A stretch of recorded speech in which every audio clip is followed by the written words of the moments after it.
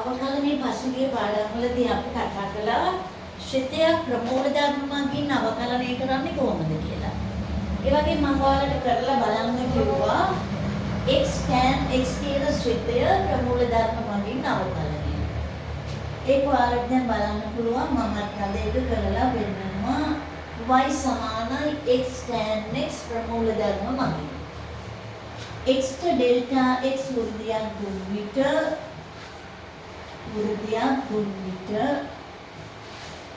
y ලබා ගන්නා වෘද්ධිය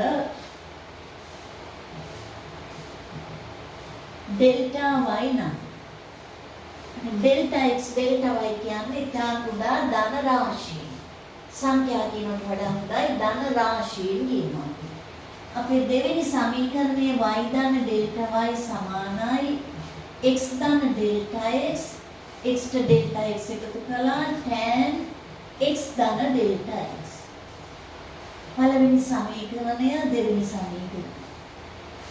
දෙකෙන් එක අඩු කළොත් මට වම් පැත්තේ delta y එනවා. දකුණු පැත්තේ x ධන delta x tan x ධන delta x ඍණ x tan x ලැබෙනවා. මට මෙතන මේ වරහන අයින් කරලා මෙන්න මේ ආකාරයට ලියන්න පුළුවන්.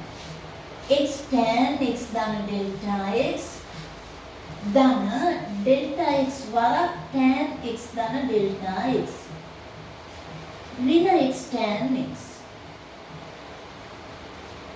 ඊළඟ පේළියේදී පළවෙනි පදයයි තුන්වෙනි පදයයි සලකලා මේ x අකුර පිටට ගන්න පුළුවන්. tan x ධන delta x ඍණ tan x. තව තියෙනවා මට ධන delta x tan x ධන delta x කියන පද. මේ වරහන ඇතුලේ සුළු කරගන්න මම මෙයාව sin cos වලට හරවන්නම්. x වරක් sin x ධන delta x බෙදීම cos x ධන delta x ඍණ sin x යට cos x. ඊළඟ පදයේ ලෙසම අපි ලියාගමු x ධන delta x. ඊළඟ පේළියට යනකොට මට පොදු හරය අරගෙන සුළු කරන්න පුළුවන්. delta y සමානයි x පොදු හරයට අපි ලියමු cos x ධන delta x වරක් cos x. දැන් මේ sin x ධන delta x cos x ගෙන් වැඩි කරලා පළවෙනි පදේ ලියාගන්න. ඍණ cos x ධන delta x වරක් sin x ධන delta x tan x ධන delta x කියන පදයක් ලියන්න.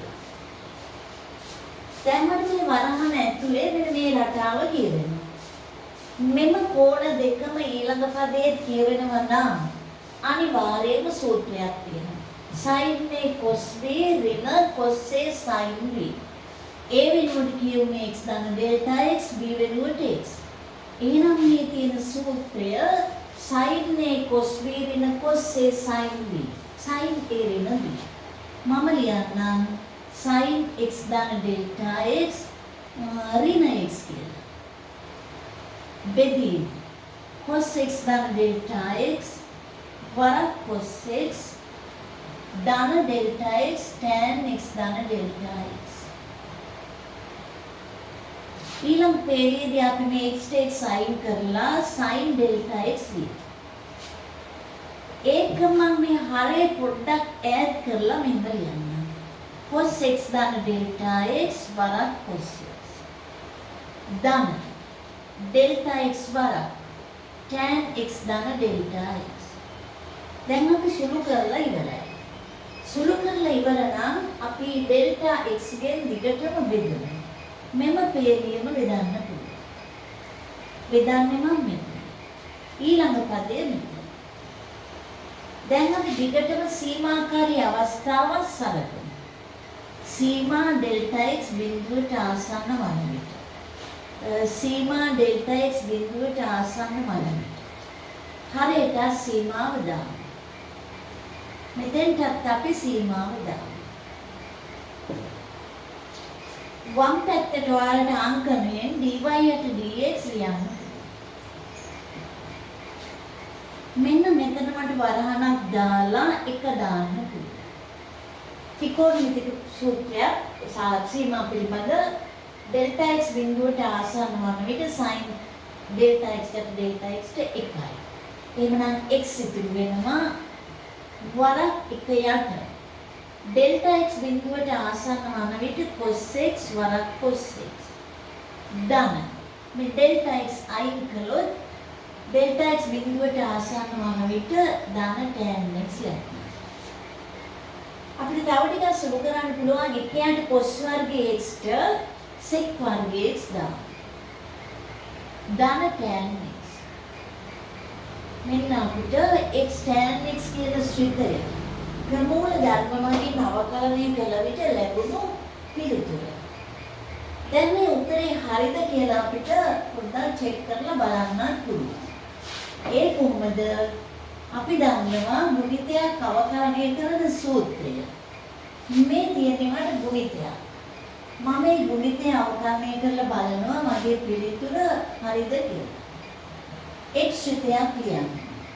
අනිත් ශ්‍රිතය අවකලනය කරන්න. ධන දමන්න. tan x ලියන්න. x අවකලනය 1යි මෙන්න එන්න ඕනේ. උත්තරේ මට ලැබිලා. එවනම් අපි අවකලනය කළේ x tan x ප්‍රමූල ධර්ම ඇසුරින්. එහෙනම් අපි බලමු තවත් ප්‍රමූල ධර්ම ඇසුරින් ගැටලු කීපයක්.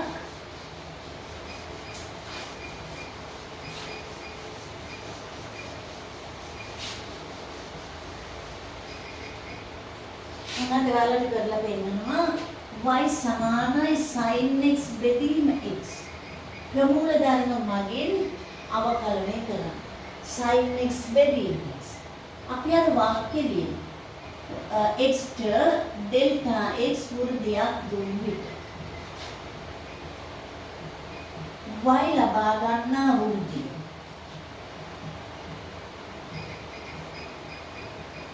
delta y නම්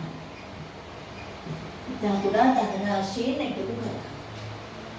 y ධන delta y සමානයි sin x ධන delta x බෙදීම x ධන delta x. මෙයාට 1 මෙයාට 2 දාන්න. දැන් අපි දෙවෙනි සමීකරණයෙන් පළවෙනි සමීකරණය අඩු කරලා මෙන්න මේ ආකාරයට ලියමු.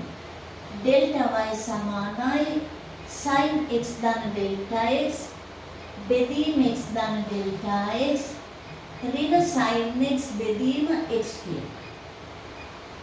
මේක අපිට ටිකක් සුළු කරගන්න පොදු හරය ගන්න. x ධන delta x වරක් x කියන. දැන් මේ x ගෙන් මෙයා වැඩි කරලා x වරක් sin x ධන delta x ඍණ x ධන delta x ගෙන් sin x වැඩි කරලා ඒ අපි පොදු හරය ගත්තා. දැන් මම මෙතන වර්ණන අයින් කරනවා.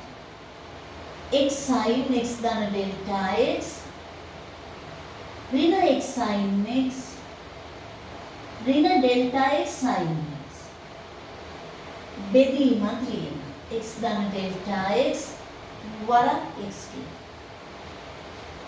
දැන් මම පළවෙනි පදයයි දෙවෙනි පදයයි සලකලා පොදු සාධකයක් පිටට ගන්න පුළුවන්. delta y සමානයි x කියන පොදු සාධකයේ පිටට ගත්තොත් sin x ධන delta x ඍණ sin x ඍණ delta x sin x බෙදීම x ධන delta x වරක් x කියන පදය ලැබෙනවා. දැන් අපිට වරහණ ඇතුලේ sin c ඍණ sin d සූත්‍රය ලැබිලා තියෙනවා. රටාව ලැබිලා තියෙනවා. එහෙනම් මම ඒකට සූත්‍රය ගලපන්නම්.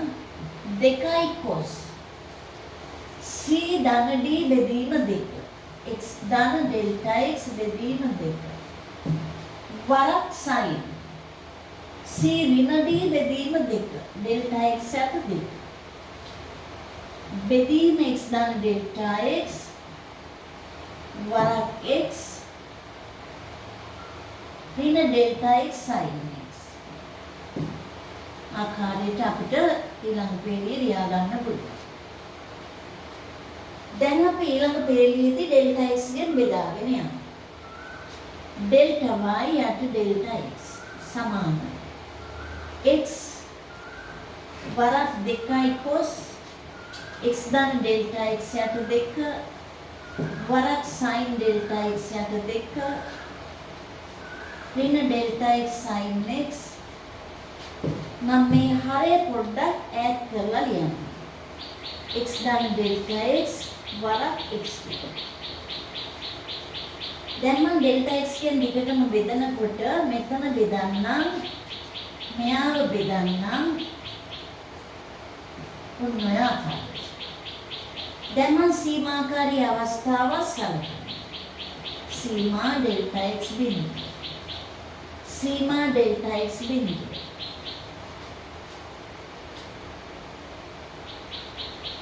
සීමා delta x බිඳුව. මේ delta x කපලා ගන්න. ඊළඟට මට ලියන්න පුළුවන් වම් පැත්තට dy යට dx. මෙන්න මෙතන මට ත්‍රිකෝණමිතිය සීමා පිළිබඳ ප්‍රමේයයක් ලැබිලා. මම බෙදීම දෙක දාලා වරක් දෙක දාලා මේ දෙකේ ඉලක්කම කපලා ගන්නවා. මේ වරහන අවශ්‍යත් නැහැ.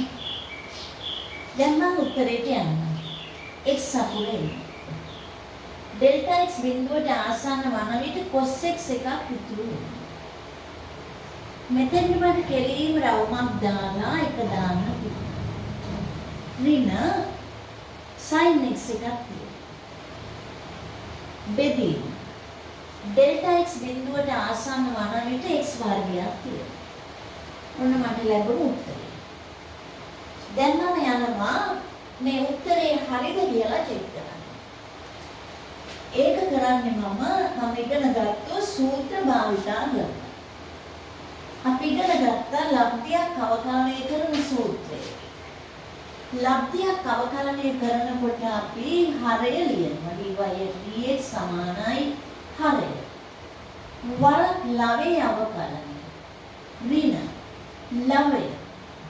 වරක් හරයේ අවකලනය 1යි. බෙදීම හරේ වර්ගය. දැන් මම බලනවා මට ආපු උත්තරේ හරිද කියලා. උත්තරේ හරි.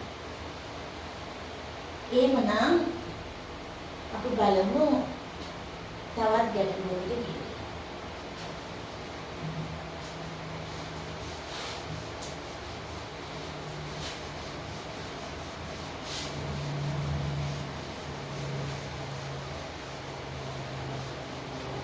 ඊළඟට මම යන්නම් y සමානයි cos x යට x.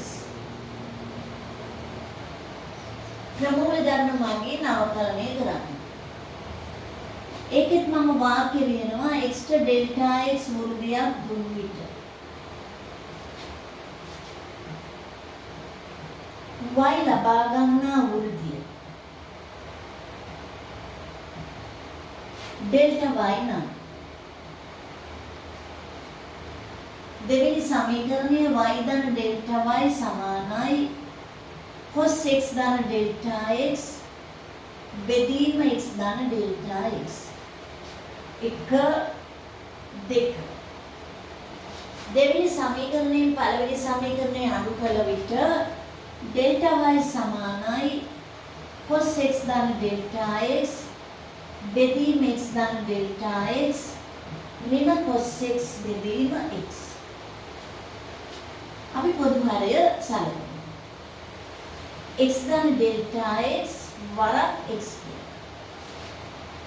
දැන් මට මේ cos x ධන delta x මේ x ගෙන් වැඩි කරලා පළවෙනි පදේ ලියුවා.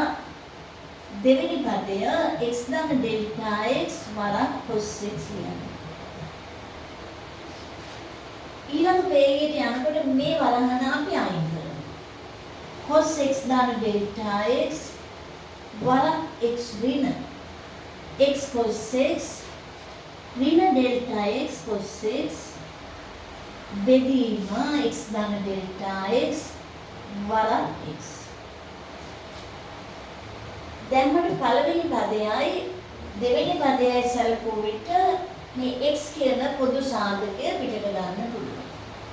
ඩෙල්ටා y සමානයි x පිටට ගත්තොත් cos x ධන ඩෙල්ටා x ඍණ cos x ලැබෙනවා. ඍණ ඩෙල්ටා x cos x ලැබෙනවා. බෙදීම x ධන ඩෙල්ටා x වරක් x.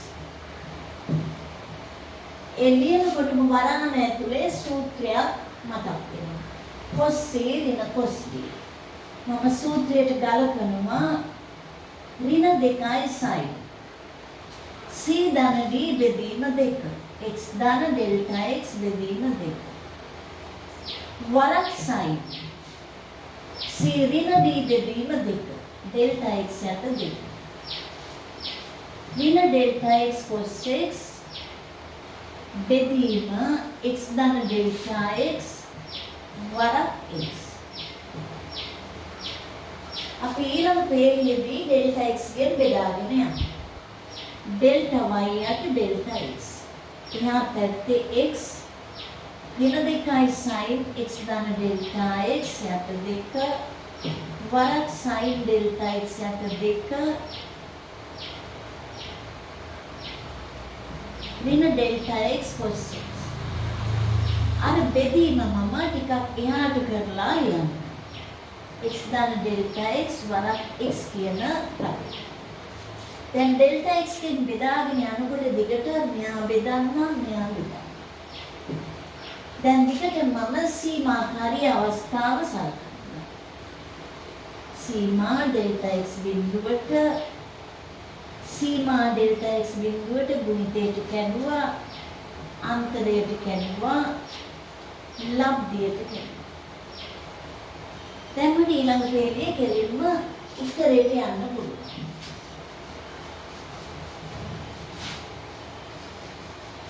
අපි බලමු වම් පැත්තට අංකණයෙන් dy යට dx. දකුණු පැත්තේ. මෙන්න මෙතන මට අර සුළු කිරීම කරගන්න වෙනවා. මෙයාට කෙලින්ම වරහන දාලා සීමාත් එක්කලා එක දාන්න පුළුවන්. ඩෙල්ටා x බිඳුවට ආසන්න වන විට ඍණ x එකක් තියෙනවා. ඩෙල්ටා x බිඳුවට ආසන්න වන විට sin x එකක් තියෙනවා. ඊළඟට ඍණ තියෙනවා. ඩෙල්ටා x ට ඩෙල්ටා x කැපිලා cos x එකක් තියෙනවා. බෙදීම දැන් මෙතෙන්ට ගන්න. ඩෙල්ටා x බිඳුවට ආසන්න වන විට x වර්ගයක් තියෙනවා. දැන් මගේ පිළිතුර මේකයි. මම බලනවා මේ උත්තරේ හරිද කියලා මම සූත්‍රයට ගලපලා චෙක් කරලා බලන්න. ලබ්ධිය dy යට dx සමානයි. හරේ වර. ලවයේ අවකලනය ඍණ sin x. ඍණ ඉස්සරහට දාලා sin x. ඍණ. ලවයේ ලියන. හරේ අවකලනය එකයි. වර බෙදීම හරේ වර්ගයේදී. දැන් මගේ පිළිතුර එහෙනම් ඔයාලට තනියම කරලා බලන්න පුළුවන්. මේ දැනුමෙන් y සමානයි tan x ට x ප්‍රමූල ධර්ම මගින් අවකලනය කරලා බලන්න පුළුවන්. අපි ඊළඟට බලමු ප්‍රතිලෝමශ්‍රිත අවකලනය ප්‍රමූල ධර්ම මගින්.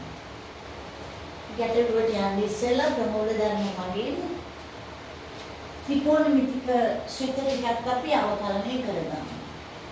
y සමානයි sin inverse x. ප්‍රමූල ධර්ම මගින් අවකලනය කරමු. එහෙනම් අපි බලමු දැන් මේ ඉන්වර්ස් එක අපි නැති කරගෙන මෙහෙම x සමානයි sin y. හැබැයි ප්‍රතිලෝමශ්‍රිත අවකලනයේදී ප්‍රමූල ධර්ම ඇසුරින් අර ඩෙල්ටා x එකතු කරන ඩෙල්ටා y එකතු වෙන කතාව ලියන්නේ නැහැ.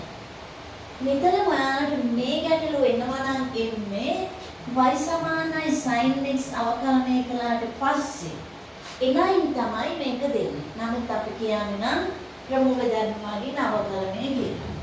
එහෙනම් බලමු දැන් මෙතනින් පස්සේ යන්නේ කොහොමද? දැන් මට තියෙනවා x සමානයි sin x y ගේ ශ්‍රිතය. එහෙනම් x y විෂය නවකලනය කරලා dx යට dy සමානයි cos y කියලා ලියන්න පුළුවන්. sin y යවන්නේ y විෂයෙන් cos y. හැබැයි මට අවශ්‍ය dy යට dx තමයි මේ ගන්න දුන්නා. මට එනවා 1 යට cos y කියලා. 1 යට cos y. හැබැයි උත්තරේ එන්න ඕන x ගෙන්. ඒ නිසා මම cos y ට උත්තරයක් x ගෙන් හොයන්න යනවා. අපි දන්නවා sin වර්ගයේ y ධන cos වර්ගයේ y කියන්නේ එකයි. sin y ට x නම් x වර්ගයේ ධන cos වර්ගයේ y සමානයි එකයි. cos වර්ගයේ y සමානයි 1 ඍණ x වර්ගය. cos y ට එනවා ධන හෝ ඍණ 1 ඍණ x වර්ගය කියලා. ධන හෝ ඍණ. මම මේ උත්තරේ මෙතෙන්ට ආදේශ කරනවා. ධන හෝ ඍණ 1 ඍණ x වර්ගයේදී. නමුත් අපිට මේ ධන හෝ ඍණ කියලා උත්තර දෙකක් දෙන්න බැහැ ශ්‍රේතයක් අවකලනය කළොත්. එහෙනම් අපිට සිද්ධ වෙනවා නිවැරදි පිළිතුර තෝරා ගන්න. ඒ නිවැරදි පිළිතුර තෝරා ගන්න අපිට මෙම ප්‍රතිලෝම ශ්‍රේතයේ දල සටහන ඇඳ ගන්න පුළුවන්. ඊට ඉස්සෙල්ලා ලියා ගන්න පොඩි ස්ටාර් එකක් දාලා මේ dy යට dx කියන්නේ මොකක්ද කියලා. dy යට dx කියන්නේ මොකක්ද කියලා. එහෙනම් අපි ලියා ගමු dy යට dx යන්නේ. මෙන්න මේ අවස්ථාවේදී dy යට dx යන්නේ. අදාළ ශ්‍රිතයේ දල සටහන ඇඳ විට ප්‍රස්ථාරය ඇඳ විට එහි ඕනෑම ලක්ෂයකදී ඇඳි ස්පර්ශකයේ අනුක්‍රමණය වේ.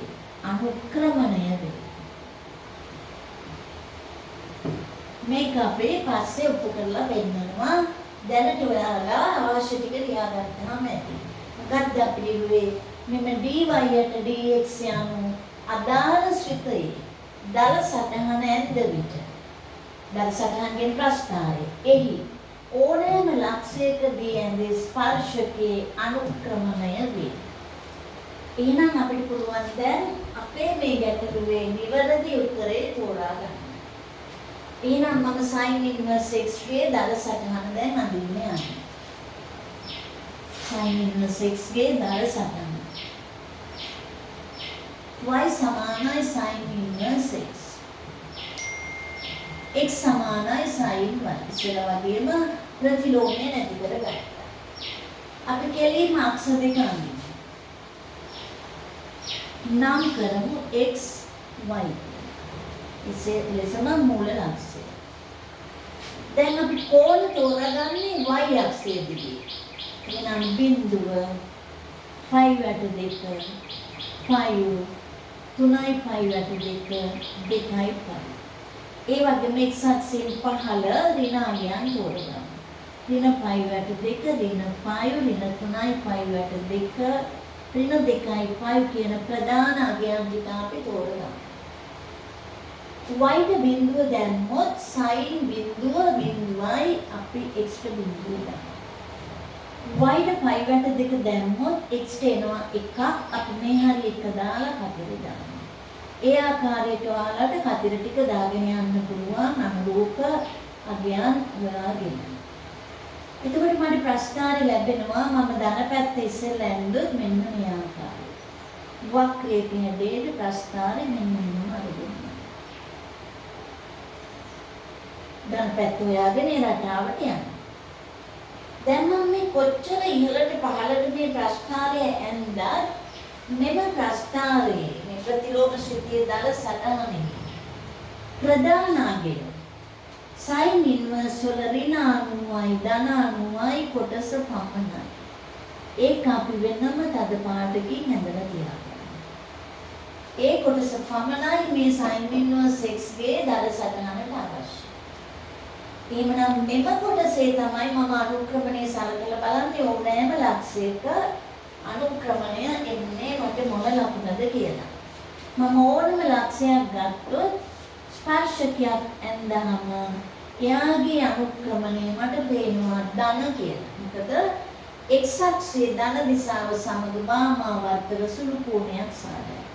මේ වගේ ලක්ෂයක් ගත්තත් මට එනවා අනුක්‍රමණය ධන. ඒ නිසා මම අනුක්‍රමණය ධන බව හඳුනා ගත්තා.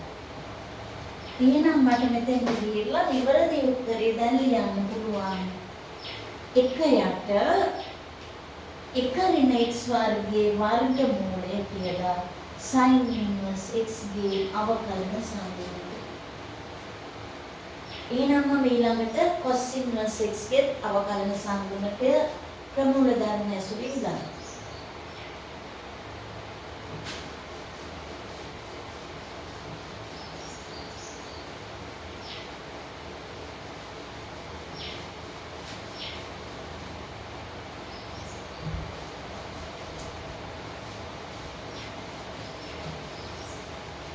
අපි බලමු y සමානයි cos inverse x. ප්‍රතිලෝමය නැති කරනවා. x y ගේ ශ්‍රේණියක් නම් x y විශේෂ අවකලනය කරනවා. ඍණ sin dx and dy. මට අවශ්‍ය dy and dx නිසා ඔයාට මාරු කරනවා. නමුත් මට පිළිතුර අවශ්‍ය x ගේ නිසා අපි හොයාගමු cos වර්ගයේ y ධන sin වර්ගයේ y සමානයි 1යි x වර්ගයේ ධන sin වර්ගයේ y සමානයි 1යි sin වර්ගයේ y සමානයි ඍණ x වර්ගය sin y සමානයි ධන ඍණ 1 ඍණ x වර්ගය.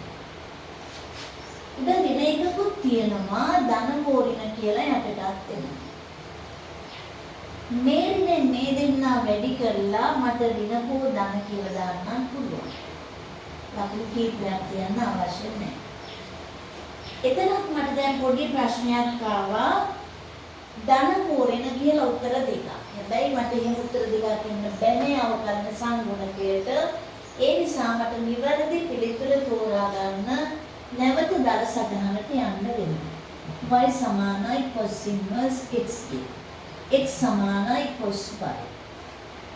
මම අක්ෂ දෙක ඇඳලා නම් කරලා මූල ලක්ෂයක් දාන්නම් y අක්ෂයේ දිගේ කෝණ 5/2 5 3/2 2/5. එලෙසම x අක්ෂයෙන් පහළ ඍණාංගයන් අපි දාගෙන යමු. දැන් අපි අවශ්‍ය කතර ටික දාගමු. y ට බිඳුව දැම්මොත් x ට බිඳුව. x ට 1යි. y ට බිඳුව දැම්මොත් x ට 1යි. cos බිඳුව 1යි. y ට 90 දැම්මොත් x ට බිඳුවයි. ඍණ 1යි. ඔය ආකාරයට ඔයාලට කතර ටික දාගෙන යන්න පුළුවන්. දැන් මේ ලක්ෂ ටික යා කළොත් මට මෙන්න මේ ආකාරයට වක්‍රයක හැඩය ගන්න පුළුවන්.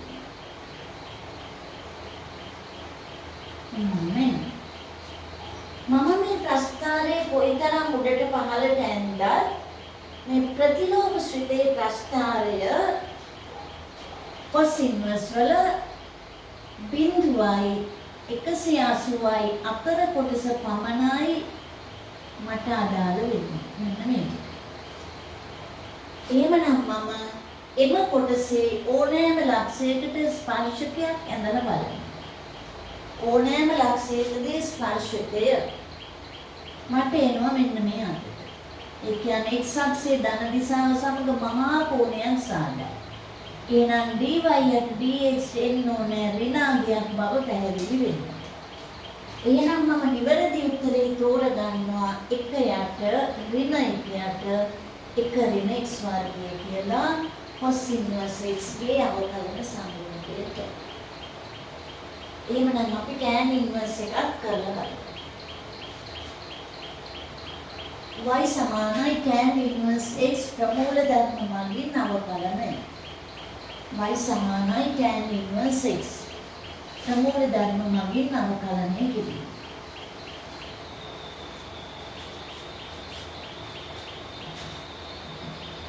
අපි ඒකේ ප්‍රතිලෝමය නැති කරනවා. x y ගේ සිතය dx යට dy sec වර්ගයේ y. නමුත් මට අවශ්‍ය dy යට dx නිසා එක යට sec වර්ගයේ y. මට පිළිතුර අවශ්‍ය x ගෙන් එක ධන tan වර්ගයේ y සමානයි sec වර්ගයේ y. එක ධන x වර්ගය සමානයි sec වර්ගයේ y. එහෙනම් මට පිළිතුර ලැබෙනවා එක යට එක ධන x වර්ගය. කිසිම ගැටලුවක් නැහැ මට උත්තරේ. එහෙනම් උත්තරේ එක යට එක ධන x වර්ගය tan inverse x. එහෙනම් අපි ඊළඟ පාඩම් වලදී තවත් ගැටලු විසඳමු. ඔයාලට අවශ්‍ය ටික මම දානවා. ඒක ගණන් හදලා බලන්න.